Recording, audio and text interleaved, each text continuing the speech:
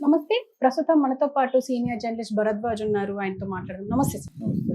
Sir, national Herald ఇప్పుడు ఒక సంచలనంగా మారిపోయింది తెలంగాణలో. ఏంటంటే కేసు ఏఐసీసీ నేతలైన సోనియా గాంధీ అండ్ రాహుల్ గాంధీ మీద కేసులు అయ్యాయి. A1, A2గా అని చెప్పేసి ఈరోజు నిరసన చేస్తున్నారు కాంగ్రెస్ నేతలు ఇక్కడ. సో దీని గురించి అసలు ఈ కేసు ఏంటి సార్? అంటే నేషనల్ హెరాల్డ్ అనేది ఒక పత్రిక. ఆ పత్రిక జవహర్లాల్ నెహ్రూ గారు ప్రారంభించారు. జవహర్లాల్ నెహ్రూ గారు ఎందుకు ప్రారంభించారో అందరికీ తెలుసు. ఆ రోజుల్లో కేవలం ఆయన ఒక్కడే కాదు, ఇంకో నలుగురు ఐదుగురు కలిసి చాలామంది, అంటే లైక్ మైండెడ్ పీపుల్, అందులో కొంతమంది పారిశ్రామికవేత్తలు ఉన్నారు. వీళ్ళందరితో కలిపి ఆయన ఈ నేషనల్ హెరాల్డ్ అనేటువంటి పత్రికను ప్రారంభించారు. ఎప్పుడు 30s మొదలైన పత్రిక ఇది. మొదలైన తర్వాత అది అప్పటి నుంచి నడుస్తూనే ఉంది.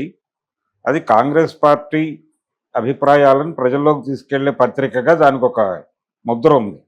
ఇప్పుడు అన్ని రాజకీయ పార్టీలకి పత్రికలు అంటే ఒక వాళ్ళ అభిప్రాయాలు ప్రజల్లోకి తీసుకెళ్ళడానికి వాహకాలు చాలా ఉన్నాయి కదా. ఇప్పుడు చాలా పత్రికలు, అంటే వైసీపీ అనగానే మనకు సాక్షి గుర్తొస్తుంది. అలా ఇప్పుడు సాక్షిలో పెట్టుబడులు సమకూర్చుకోవడానికి వాళ్ళు రాజకీయ అవినీతికి పాల్పడ్డారు అనేది ఒక వివాదం చూస్తున్నాం కదా. జగన్మోహన్ రెడ్డి గారి మీద ఉన్న కేసులు దాదాపు అలాంటి కేసే ఉంది వీళ్ళ మీద కూడా. అంటే ఈ పత్రికలోకి కాంగ్రెస్ పార్టీ ద్వారా వచ్చినటువంటి పెట్టుబడులు, కాంగ్రెస్ పార్టీ నేరుగా పెట్టినటువంటి పెట్టుబడులు, ఇవన్నీ ఎక్కడి నుంచి వచ్చాయో లెక్కలు చెప్పడం లేదని సుబ్రహ్మణ్య స్వామి గారు ఆ మధ్య ఒక కేసు వేశాడు. ఆ కేసు నేపథ్యంలో ఈ గొడవ జరుగుతోంది. నిజానికి అది 2000 మొదలై కొంతకాలం అయిన తర్వాత 2008 ఆ టైంలో దీన్ని క్లోజ్ చేశారు. క్లోజ్ చేసి మళ్ళీ డిజిటల్ ఫార్మేట్లో ప్రారంభించారు. ప్రింట్ ఎడిషన్ ఆగిపోయింది. ప్రింట్ ఎడిషన్ ఆపేసి డిజిటల్ ఫార్మేట్లో మొదలుపెట్టారు. ఈ డిజిటల్ ఫార్మేట్లో మొదలుపెట్టిన తర్వాత ఈ కేసులు పడ్డాయి దాని మీద. అయితే ఇది ఒక అంశంగా తీసుకున్నారు అంతే. అది కాంగ్రెస్ పార్టీకి ఒక ప్రచార కార్యక్రమం నిర్వహించే పత్రిక అది. దానిలో ఎవరు దాచిపెట్టిన వ్యవహారం కాదు, అందరికీ తెలిసిన విషయమే. అలాగే యంగ్ ఇండియా అనే ఒక పత్రిక ఉండేది ఆ రోజుల్లో. అలాగే గాంధీ గారు నడిపినటువంటి పత్రికలు కొన్ని ఉన్నాయి, హరిజన్ ఇవి. ఇలా అనేక పత్రికలు వారు తీసుకొచ్చారు. అంటే కాంగ్రెస్ పార్టీ నుంచి వచ్చినటువంటి పత్రికలు. అలాగే ఇక్కడ తెలుగులో కూడా రకరకాల పత్రికలు నడిపారు వారు. ప్రజామత ఇలాంటివి. గాంధీ భవన్లోనే ఆఫీస్ ఉండి అక్కడి నుంచే నడిచేది. ఇలా పత్రికల ద్వారా పార్టీ అభిప్రాయాలను ప్రజల్లోకి తీసుకువెళ్ళటానికి ఈ పత్రికలను ఒక వాహకంగా మార్చుకుని చేశారు. ఇప్పుడు కూటమి ప్రభుత్వానికి సంబంధించి వాళ్ళ రాజకీయ అభిప్రాయాలు ప్రజల్లోకి తీసుకెళ్లటానికి, అలాగే కూటమి ప్రభుత్వం మీద వచ్చిన విమర్శలను ఎదుర్కోవడానికి టీవీ ఛానల్స్, పత్రికలు ఉన్నాయి కదా. ఆంధ్రజ్యోతి, ఏబిఎన్ ఆంధ్రజ్యోతి, TV5 ఇవన్నీ ఉన్నాయి కదా. అలాగే అయితే ఇవన్నీ కూడా వాళ్ళ ఓన్ ఇవి కాదు, ఎవరి వాళ్ళ ఏజెన్సీలు. అంటే దానికి ప్రత్యేక యాజమాన్యాల చేతుల్లో ఉన్నటువంటి వ్యవస్థలు. ఇవి కూటమిని సపోర్ట్ చేస్తున్నాయి. కూటమికి ప్రత్యేకంగా, తెలుగుదేశం పార్టీకి ప్రత్యేకంగా ఓ పత్రిక లేదు. కానీ ఎన్టీ రామారావు గారు ఉన్న రోజుల్లో తెలుగుదేశం ప్రభుత్వం ఏర్పడిన కొత్తలో ఒక పత్రిక నడిపారు ఆయన. నడిపి అంటే రూపాయికి ఇచ్చేవారు ఆ రోజుల్లో. అలా ఆ పత్రిక నడిపారు. తర్వాత క్లోజ్ చేస్తారు. అది కూడా నడవలేదు, ఎక్కువ రోజులు నడవలేదు, అతి తక్కువ రోజులే నడిపారు. ఒకవేళ ఉండుంటే అది కూడా ఈ స్కామ్స్లోకి వచ్చేది. అలా అంటే ప్రతి పార్టీకి సొంతగానో లేకపోతే మరో విధంగానో మీడియా సహకారం కావాలి. ఆ మీడియా సహకారం తెలుగుదేశం పార్టీ బయట నుంచి తీసుకుంటోంది, అవుట్సోర్సింగ్లోంచి. వైసీపీకి నేరుగానే ఒక ప్రచార ఇది ఉంది. అంటే వాళ్ళకి సాక్షి టీవీ, సాక్షి పేపరు ఉన్నాయి. అనివార్యంగా ఆ పార్టీ రాజకీయాలనే అది ప్రమోట్ చేస్తుంది. అలాగే ఇప్పుడు కూటమికి మద్దతుగా నిలబడినటువంటి పత్రికలన్నీ కూడా కూటమి రాజకీయాలనే ప్రచారం చేస్తాయి.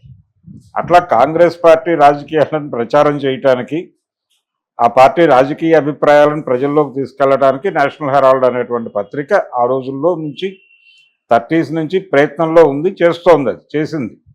అయితే ప్రింట్ ఫార్మాట్ ఇప్పుడు ఎవరు ప్రింట్ ఎడిషన్ చదవటం లేదు. చాలా పత్రికలు ప్రింట్ ఫామ్లో క్లోజ్ అయిపోయి కేవలం డిజిటల్ దానికి మాత్రమే పరిమితం అయిపోయిన పేపర్లు చాలా ఉన్నాయి. చాలా పత్రికలు ప్రింట్లో రావటం లేదు. ప్రింట్ ఎడిషన్స్ క్లోజ్ చేసేస్తున్నారు, ఎక్కడికక్కడ క్లోజ్ చేసేసి కేవలం డిజిటల్ ప్రెజెన్స్ ఉంటే చాలు అనుకుంటున్నారు. ఆ డిజిటల్ ప్రెజెన్స్లో ఉంది ఇప్పుడు అది నేషనల్ హెరాల్డ్. అది కూడా లేదు ఒకప్పుడు. దాన్ని ఈ మధ్య కాలంలోనే మళ్ళీ డిజిటల్లో ఉంచుదామని చెప్పి ఉంచారు. దీని ద్వారా అంటే ఈ ట్రాన్సాక్షన్స్లో ఈ నేషనల్ హెరాల్డ్ నిర్వహణకు సంబంధించి దాని అకౌంట్లోకి వచ్చిన డబ్బుల్లో కాంగ్రెస్ పార్టీ ద్వారా వచ్చినటువంటి డబ్బులు ఉన్నాయి. ఇవన్నీ కూడా కాంగ్రెస్ పార్టీ చేసినటువంటి రాజకీయ అవినీతి వలన రకరకాల వ్యక్తులు దీనిలోకి డబ్బులు పంపు చేశారు అనేది ఆరోపణ. ఇప్పుడు జగన్మోహన్ రెడ్డి మీద ఎలాగైతే కేసు ఉందో ఆ పత్రికలోకి అంటే రాజశేఖర రెడ్డి గారి ప్రభుత్వం నుంచి లబ్ధి పొందిన వాళ్ళందరూ దానిలో షేర్లు కొన్నారని, అయితే దీనిలోకి నిధుల సమీకరణ నేషనల్ హెరాల్డ్లోకి వచ్చిన నిధులని కాంగ్రెస్ పార్టీ ఎక్కడి నుంచి సమీకరించింది అంటే తన ప్రభుత్వ హయాంలో ఎవరైతే లబ్ధి పొందారో వాళ్ళ దగ్గర నుంచి పొందినటువంటి డబ్బులన్నింటినీ ఆ డబ్బుల్లో కొంత వాటాన్ని నేషనల్ హెరాల్డ్కి తరలించారు అనేది ఆరోపణ. ఇది ఇంకా ప్రూవ్ కాలేదు.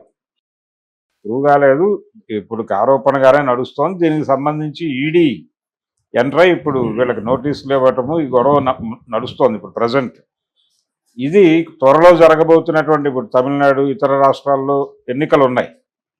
ఈ ఎన్నికల సమయానికి కాంగ్రెస్ పార్టీ అవినీతి అనేది ప్రజల మనసుల్లో నాటడం కోసం ఈ హడావిడి చేస్తున్నారు అనేది కాంగ్రెస్ పార్టీ ఆరోపణ. ఈరోజు భారతీయ జనతా పార్టీ కార్యాలయం ముందు అక్కడ వీళ్ళు ప్రదర్శనలు అవి చేశారు కాంగ్రెస్ పార్టీ కార్యకర్తలు. మీరు ఏం చేసినా మేము మీ ప్రయత్నాలను అడ్డుకుని తీరుతాం. ఈ కేసులతో మా పార్టీని కానీ మా ఆచరణను కానీ ఆపలేరు. ఈ కేసులు ఎలా ఎదుర్కోవాలో మాకు తెలుసు అని చెప్పి మాట్లాడుతున్నారు.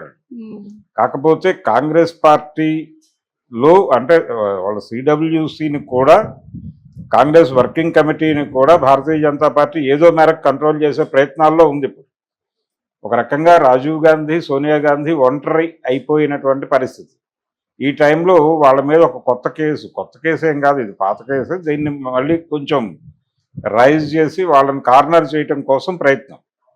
ఈ దేశంలో ఎవరినైనా సరే కేసులు పెట్టి కార్నర్ చేయటం అనేది ఒక కార్యక్రమంగా భారతీయ జనతా పార్టీ ఆధ్వర్యంలో కేంద్ర ప్రభుత్వంలో ఉన్నటువంటి నిఘా సంస్థలన్నీ కూడా ఆ పనిలోనే ఉన్నాయి. ప్రతి ఒక్కరి మీద కేజ్రీవాల్ దగ్గర నుంచి మొదలు పెడితే ఇక్కడ కవిత గారి దగ్గర నుంచి చూస్తే ప్రతి ఒక్కరి మీద చాలామంది మీద ఈ రకమైనటువంటి పొలిటికల్ కేసులు ఏవో కొన్ని పెట్టి వాళ్ళని కంట్రోల్లోకి తీసుకుంటాం. చంద్రబాబు నాయుడు పరిస్థితి అదే.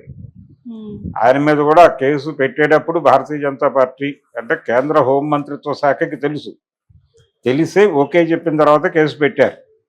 ఆ తర్వాత రిలీజ్ అయిన తర్వాత చంద్రబాబుతో ఐక్య సంఘటన కట్టారు. మళ్ళీ ఐక్య సంఘటన కట్టి అంటే అతన్ని బెదిరించి కంట్రోల్లోకి తీసుకుని తన కంట్రోల్లో ఉంచుకుంది పార్టీ.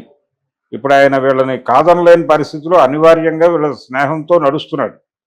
ఏమాత్రం అవకాశం ఉన్నా ఆయన ఎదురు తిరిగే పరిస్థితి. ఎదురు తిరగకుండా ఉండటం కోసం ఆయన బ్యాలెన్స్ చేయడానికి జగన్మోహన్ రెడ్డిని పెట్టారు అక్కడ చెక్. ఆయన ఒక పేపర్